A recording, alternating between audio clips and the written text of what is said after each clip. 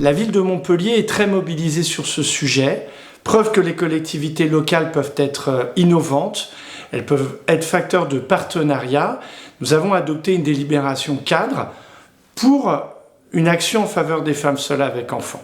Qu'est-ce qu'elle dit? Elle dit par exemple que dans l'attribution du logement social, une femme seule avec enfant bénéficie d'une cotation prioritaire pour lutter contre le risque de précarité.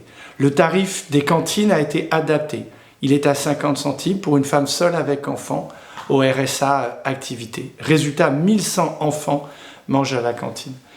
Tarification sociale, mais universalité des droits aussi. Et à Montpellier, nous avons mis en œuvre la gratuité des transports, aussi pour répondre aux difficultés sociales que pouvait rencontrer une femme seule avec enfant. Une femme seule avec enfant, ça peut être une professeure, une employée de banque, une caissière.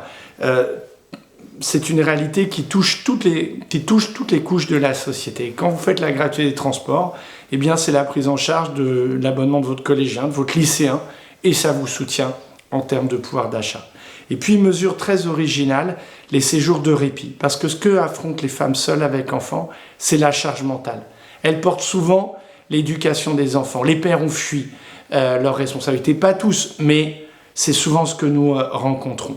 Et donc les séjours répit, eh bien, c'est la prise en charge des enfants et c'est pouvoir se retrouver.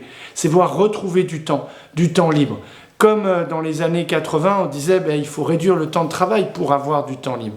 Eh bien, les femmes seules avec enfants, elles ont souvent un temps contraint et pas un temps pour soi, pas un temps pour elles, pour retrouver des sociabilités. Et donc, on construit des dispositifs. Et ce colloque que je veux à nouveau saluer, eh bien, il permet de trouver des chemins d'innovation sociale, de protection sociale face à cette réalité qui est souvent une bascule dans la pauvreté, une vulnérabilité accrue et qui amplifie les inégalités sociales, mais aussi les inégalités de genre entre les hommes et les femmes.